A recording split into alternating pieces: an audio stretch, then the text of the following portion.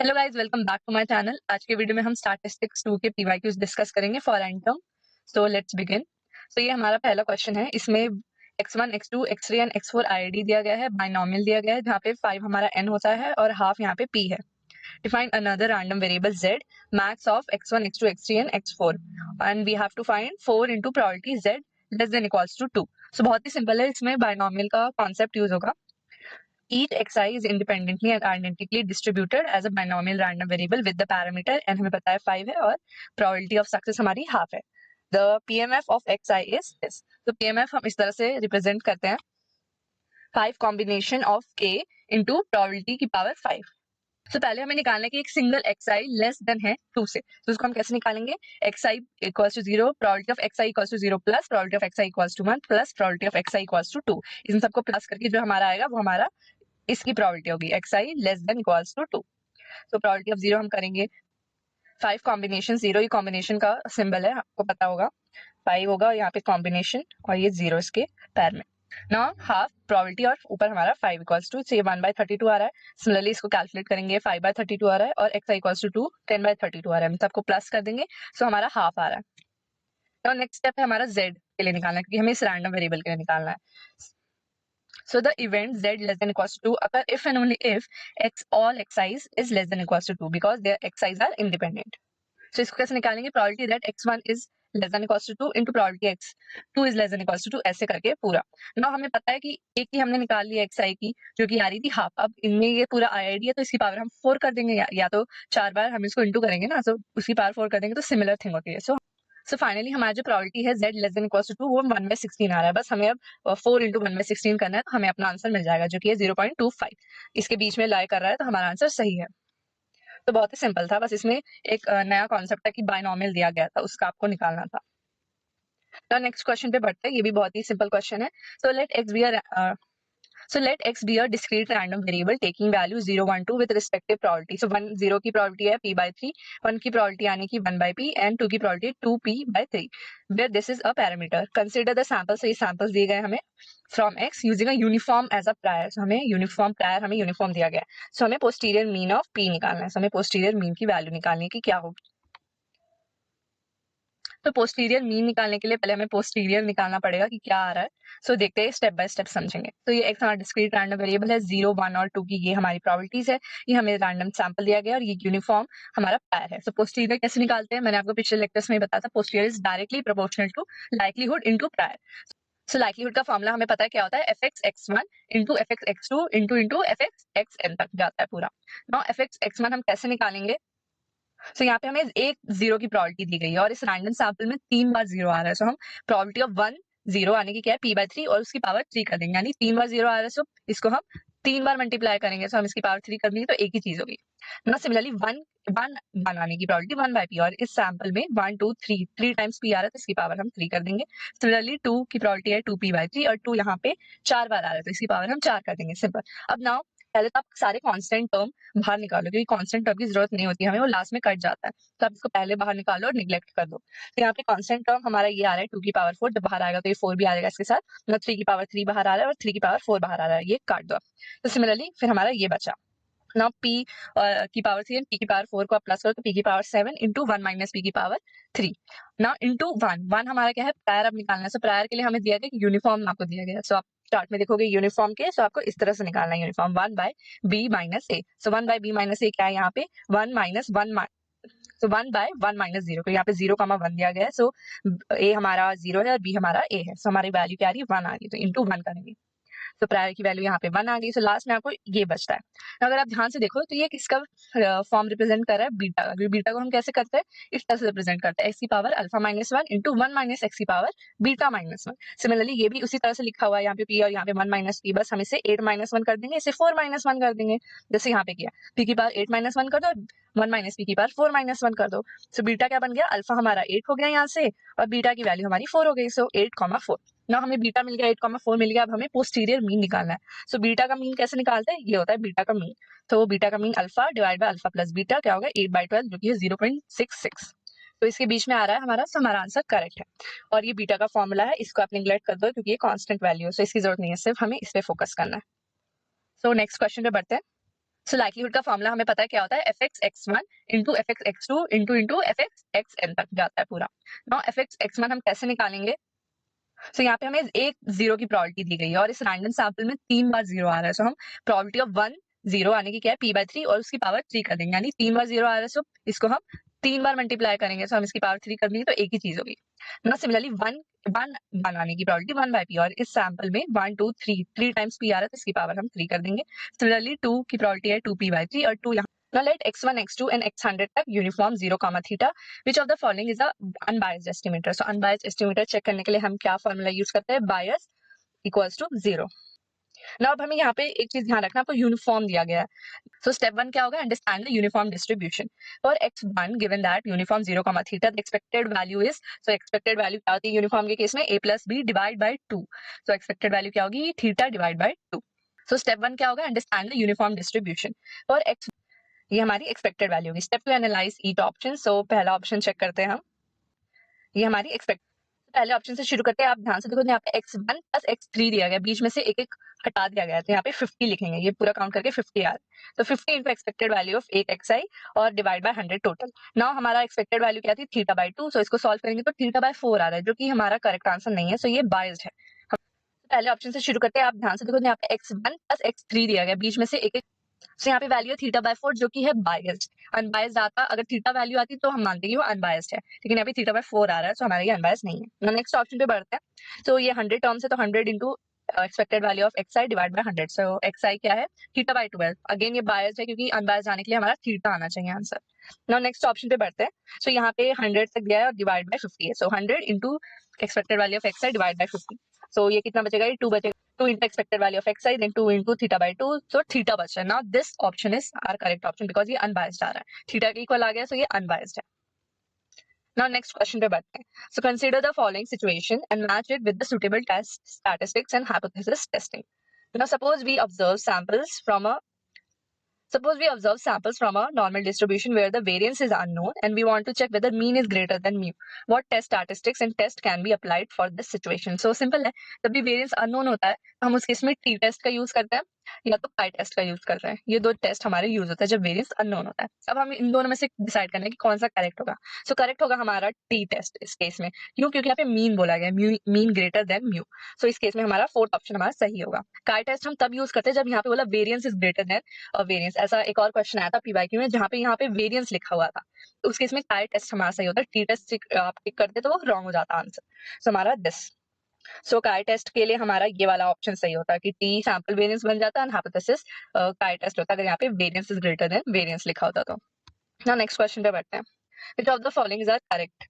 सो इसमें हमें बताएं टाइप 2 एरर बीटा को बोलते हैं एंड टाइप 1 एरर अल्फा को बोलते हैं। होप आपको पता है। Now type 2 error is the probability of accepting the null hypothesis when it is not true। So मैंने आपको एक ट्रिक बताई थी वीक 11-12 वाले वीडियो में जो मैंने एक्सप्लेन किया था, अगर आपके पास टाइम है तो उसको देखना।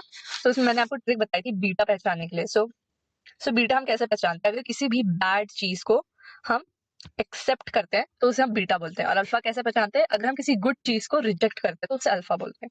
तो यहाँ पे ध्यान से देखो, so the probability of accepting the null hypothesis which is not true. तो नॉट ट्रू है तब भी हम उसे एक्सेप्ट कर रहे हैं, बैड चीज को एक्सेप्ट करना यानी बीटा, सो ये करेक्ट है।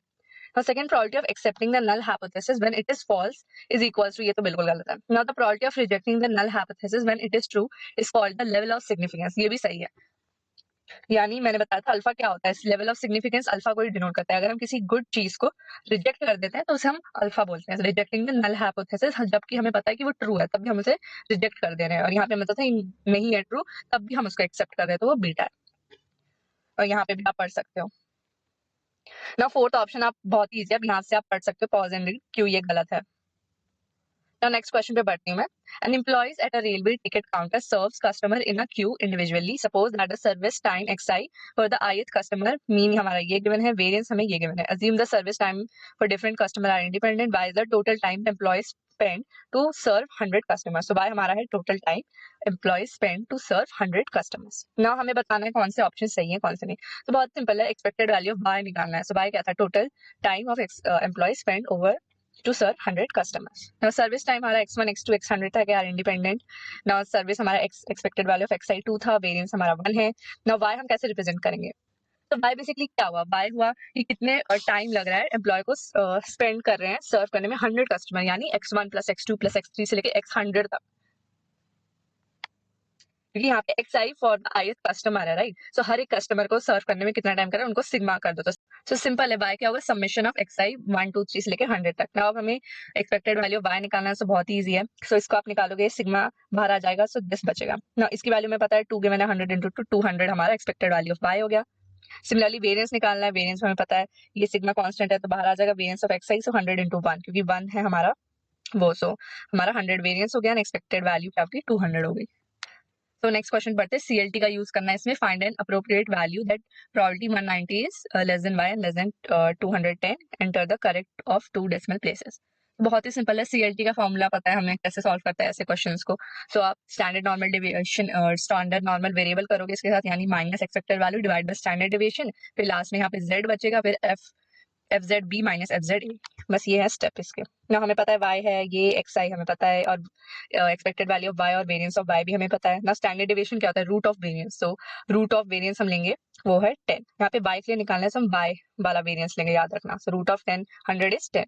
Now standardise the inequality, so मैंने बोला था माइनस एक्सपेक्टेड वैल्यू जो कि है 200 डिवाइड बाय स्टैंडर्ड डेविएशन जो कि है 10, तो यहाँ पे z बनेगा 10, सो हमारा क्या बचेगा, ये आएगा probability -1 less than z less 1।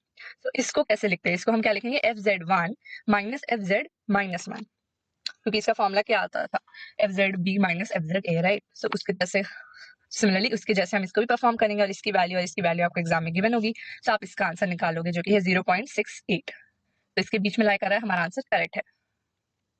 तो नेक्स्ट क्वेश्चन पे बढ़ते हैं। सो density function of a continuous random variable x हमें गिवन है, कॉन्टिन्यूअस रैंडम वेरिएबल का यूज करना है। नो के की वैल्यू निकालनी बहुत ही सिंपल, आप क्या यूज करोगे, इंटीग्रेशन यूज करोगे, क्योंकि कॉन्टिन्यूअस है और कहाँ से कहाँ तक होगा इंटीग्रेशन, एक्स के लिए निकालना है। सो यहाँ पे एक्स कहाँ से कहाँ दिया, 0 से 1, सो इंटीग्रेशन होगा 0 से 1 तक, और बीच में ये रखो, इंटीग्रेट करो और इक्वेट कर दो इक्वल्स टू 1, हमारी के की वैल्यू निकल जाएगी। सो इस तरह से आप इसको परफॉर्म करोगे, इसको अलग अलग कर लो अगर आपको और आसानी से समझना है, बस इंटीग्रेट करना ही तो आपको आता ही होगा। सो फाइनल आंसर आया 1.5, तो हमारा आंसर करेक्ट है। Now next question हमें fx be the CDF of x, calculate the value of fx 0.5। Now enter, बस हमें इसकी वैल्यू निकालनी, बहुत ही सिंपल है, फिर से इंटीग्रेशन ही करें क्योंकि कॉन्टिन्यूअस इसी का सेकंड पार्ट है पिछले क्वेश्चन का ये। नाउ फर्स्ट स्टेप है set up the integral for the CDF। So CDF के लिए इंटीग्रल, नाउ अब यहाँ पे देखना, CDF के लिए बड़ा f लिखते हैं, कैपिटल F, x 0.5 हमें निकालना है, तो इंटीग्रेशन जाएगा माइनस इन्फिनिटी से 0.5, क्योंकि जब भी हम फॉर्मूला देखोगे तो आपको चार्ट गिवन होगा, फॉर्मूले में आप देखना जाके CDF कैसे निकालते हैं, तो माइनस इन्फिनिटी से इन्फिनिटी दिया होता है। सो यहाँ पे हम लोएस्ट माइनस इन्फिनिटी लेते हैं और हमें 0.5 गिवन है, सो हम यहाँ पे 0.5 ले लेंगे क्योंकि ये मैक्सिमम बोला गया है इसमें निकालने को, और बीच में आप रख दो 1.5 के की वैल्यू हमने निकाल ली थी, माइनस एक्स और dx, इंटीग्रेट कर दो तो आपको आपका आंसर मिल जाएगा जो कि है 0.625, तो हमारा आंसर करेक्ट है। नेक्स्ट पे बढ़ते हैं, एक्सपेक्टेड वैल्यू ऑफ एक्स निकालना है हमें, सो उसी का थर्ड पार्ट है ये, to find the expected value ex for a continuous random variable. हमें पता है क्या फॉर्मूला होता है, ये वाला फॉर्मूला।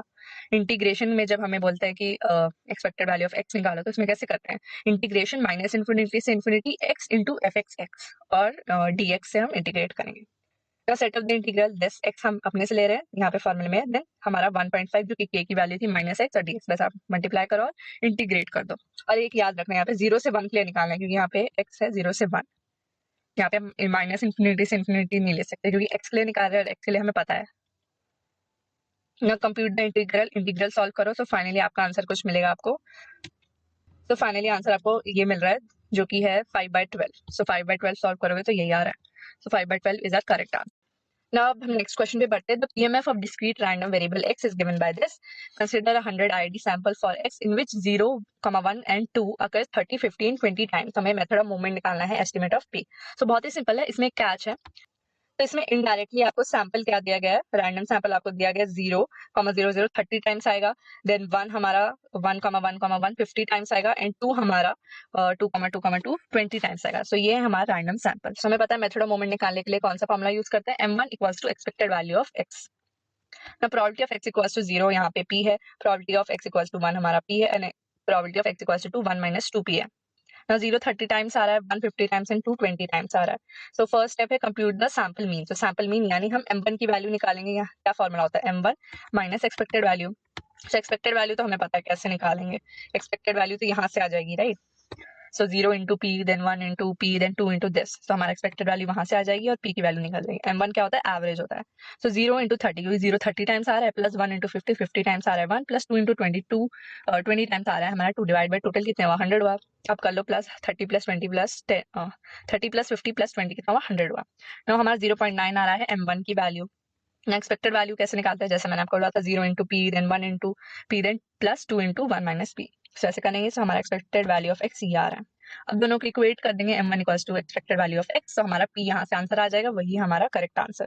तो पी आ रहा है 0.3667, तो इसको हम लिख सकते हैं 0.366, हमारा इसके बीच में आ रहा है, वो हमारा करेक्ट आंसर है।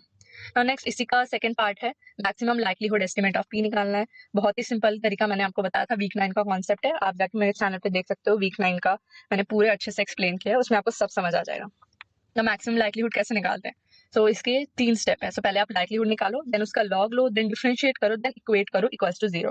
सो जो लास्ट में बचेगा वो आपका आंसर है। सो पहले हम लाइक्लीहुड निकालेंगे। सो लाइक्लीहुड का फॉर्मूला क्या है, fx x1 into fx x2 से लेके fx xn तक। सो fx कैसे निकालेंगे, यहाँ पे प्रोबेबिलिटी ऑफ 0 हमारी p है, और 0 कितने बार आ रहा है उस रैंडम सैंपल में, जो मैंने आपको बताया था 0 कितने बार आ रहा है, 30 बार 0 आ रहा है। सो p की पावर 30 कर देंगे इंटू p की पावर 50। सो 1 आने की प्रोबेबिलिटी p है, एक 1 आने की प्रोबेबिलिटी p है। सो रैंडम सैंपल में कितने पी थे हमारे, 50 पी थे, तो इसकी पावर 50। सिमिलरली 2 1 माइनस 2 पी की पावर 20। तो इसको आप प्लस करो, तो पी की पावर 80 इंटू 1 माइनस 2 पी की पावर 20। नाउ अब हमारा फर्स्ट स्टेप है लॉग लेना। सो लॉग ऑफ एल लेंगे, सो लॉग पी की power 80, then log 1 minus 2 P की पावर 20। नाउ हमें पता है लॉग में जो पावर होता है वो इधर आ जाता है, सो 80 into log P plus 20 into log 1 minus 2 P. Now second step है डिफरेंशिएट करो, डिफरेंशिएट ऑफ लॉग एल किसके साथ करना है, डीपी के साथ करना है, पी हमें निकालना है ना, 80 बाय पी हो जाएगा, क्योंकि log ऑफ x को जब हम डिफरेंशिएट करते हैं तो क्या आता है, 1 बाय x आता है। सो log ऑफ p को करेंगे तो 1 बाय p आएगा। सो 80 divide by p plus 20 divide by 1 minus 2p into minus 2। यहाँ पे चेन रूल का यूज होगा, पहले इसको डिफरेंशिएट करो तो 1 बाय क्या आ गया, 1 बाय 1 माइनस 2p, और फिर इसके अंदर वाले को डिफरेंशिएट करो तो माइनस 2 बचा। now थर्ड स्टेप है equate it equals to 0। So equate कर दो, ये इधर चला जाएगा, इसको सॉल्व करो, सिंप्लीफाई करो, तो आपका आंसर आएगा 0.4, जो कि हमारा करेक्ट आंसर है। सो सिंपल था। नेक्स्ट पे बढ़ते हैं। हमारा नेक्स्ट कॉम्प्रिहेंशन टाइप क्वेश्चन है, number of tosses required to get the first head on tossing coin follows a geometric. तो ज्योमेट्रिक डिस्ट्रीब्यूशन फॉलो हो रहा है। The number of toss observe to get the first head in 5 different IID repetition हमारा ये given है। Assume the prior distribution beta हमें prior दिया है ना, पोस्टीरियर डिस्ट्रीब्यूशन निकालना है। पोस्टीरियर डिस्ट्रीब्यूशन का फॉर्मूला क्या है, posterior distribution is directly proportional to likelihood into prior. तो अब हमें फिगर आउट करना है लाइक्लीहुड ज्योमेट्री के केस में हम कैसे निकालेंगे, और हमें प्रायर गिवन है, बीटा बीटा का फॉर्मूला हमें पता है। So posterior directly proportional to likelihood into prior. Geometric distribution है, सो ज्योमेट्रिक डिस्ट्रीब्यूशन कैसे लिखते हैं, फॉर्मूला चार्ट में आप देख लेना, एग्जाम में गिवन होगा 1 माइनस पी उसकी power k minus 1 into P. तो इस तरह से हम ज्योमेट्रिक डिस्ट्रीब्यूशन को रिप्रेजेंट करते हैं। नाउ k हमारा क्या, एक 2 है, देन 4 5 1 एंड 3 है। So 2 minus 1, then 4 minus 1, then 5 minus 1, और फिर 3 माइनस 1 और इंटू पी। इसको सॉल्व करोगे, सिंप्लीफाई करोगे, हमारा क्या आएगा, पी की पावर 5, यहाँ से 5 बार पी आ रहा है, सो पी की पावर 5, देन 1 माइनस पी की power 1 plus 3 plus 4 plus 0 plus 2, सो इसकी पावर आएगी 10। नाउ अब हमें लाइक्लीहुड मिल गया, अब हमें प्रायर निकालना है। प्रायर बीटा के फॉर्म में गिवन है, और बीटा का फॉर्मूला हमें पता है क्या होता है, एक्स की power alpha minus 1 into 1 minus X की power beta minus 1। So alpha हमें यहाँ पे 3 दिया गया है, ये 3 अल्फा है, देन बीटा 4 है। सो 3 माइनस 1, देन 1 माइनस बी की पावर 4 माइनस 1। सो हमारा प्रायर क्या आ गया, पी की पावर 2 इंटू 1 माइनस बी की पावर 3। ना पोस्टीरियर है likelihood into prior, so likelihood हमारा जो आया था ये इंटू दिस। सो इसको करेंगे, सो पावर पावर प्लस हो जाएगी, सो पी की पावर 7 इंटू 1 माइनस पी की पावर 30। अब ध्यान से देखो तो ये किसको रिप्रेजेंट कर रहा है, बीटा फॉर्म को रिप्रेजेंट कर रहा है, क्योंकि बीटा में बीटा का फॉर्मूला क्या होता है, एक्स की power alpha minus 1 into 1 minus X की पावर बीटा माइनस 1। इस तरह से ये बस यहाँ पे आप 8 माइनस 1 रख दो तो 7 आ जाएगा, और 14 माइनस 1 कर दो 13 आ जाएगा। Similarly 8 minus 1 and 14 minus 1, so beta हमारा क्या आ गया, 8 हो गया हमारा अल्फा एंड 14 हो गया हमारा बीटा। तो बीटा के ब्रैकेट में आएगा 8, 14, third option is are correct option. ना पोस्टीरियर मीन निकालना है, सो पोस्टीरियर मीन बीटा के केस में क्या होता है, formula alpha divide by alpha plus beta. यहाँ पे मैंने गलती से गामा का लिख दिया, पर ये बीटा का ये होता है, alpha divide by alpha plus beta. So 8 divide by 8 plus 14, so 8 by 22 कितना हुआ, 0.36। So 0.36 is are correct option.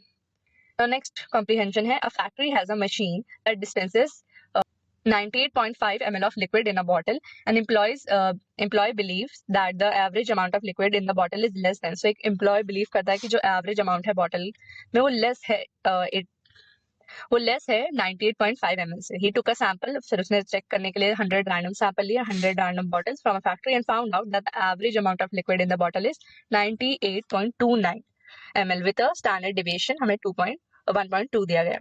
अब हमें बताना नल हाइपोथेसिस क्या है, अल्टरनेट हाइपोथेसिस क्या है।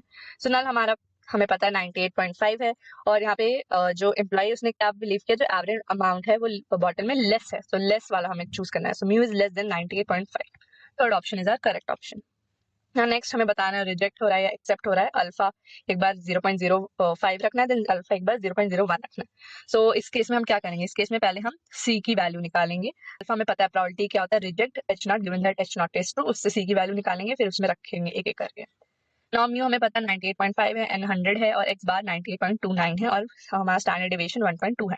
तो अल्फा निकालने के लिए probability reject H not given that H not is true, so इस केस में X bar is less than C, क्योंकि एम्प्लॉय ने बोला है कि वो एवरेज अमाउंट क्या है, लेस है। म्यू नॉट हमें 98.5 गिवन है, expected value x bar minus expected value divide by standard deviation, ये तो हमें पता है, कई बार बता चुकी हूँ मैं। लेस देन सी माइनस हमारा जो म्यू की वैल्यू है 98.5 डिवाइड बाय 1.2, जो कि हमारा standard deviation divide by root N. So root N हमारा क्या है, 100 है, तो रूट 100 का क्या हो गया, 10 हो गया। सो 10 ऊपर चला गया, 1.2 यहाँ पे है, तो इस पूरे को हम z लिख सकते हैं। हम इस पूरे को क्या लिख सकते हैं, एफ जेड, की लेस देन है तो एफ जेड लिख देंगे, अगर ग्रेटर देन होता है तो 1 माइनस एफ जेड लिखते हैं, और लेस देन है तो एफ जेड, और उसकी 10 into C minus 98.5 divide by 1.2। Now हमें सी की वैल्यू एक्सट्रैक्ट करनी है, सो ये इधर जाएगा, अल्फा अंदर आएगा, सो इनवर्स हो जाएगा, एफ जेड इनवर्स अल्फा, और ये नाउ सी की वैल्यू आप निकालो, तो सी की वैल्यू ये आ रही है। नेक्स्ट स्टेप है, यहाँ पे जो alpha F Z inverse alpha है, अल्फा एक बार आप 0.05 ले रखो, फिर सी की वैल्यू जो आएगी वो हमें पता करनी है। हम एक बार अल्फा 0.01 रखो, फिर सी की वैल्यू, तो अल्फा एक बार 0.05 रखेंगे, तो सी इक्वल्स टू 1.2, फिर एफ जेड इनवर्स के अंदर 0.05 प्लस 985 डिवाइड बाई 10। सो इसको सॉल्व करो तो सी की वैल्यू क्या आ रही है, 98.3। तो अल्फा एक बार 0.01 रखेंगे, तो उसकी वैल्यू क्या आ रही है, 98.2, और इसकी वैल्यू आपको गिवन होगी एग्जाम में, तो इसकी टेंशन मत लो आप।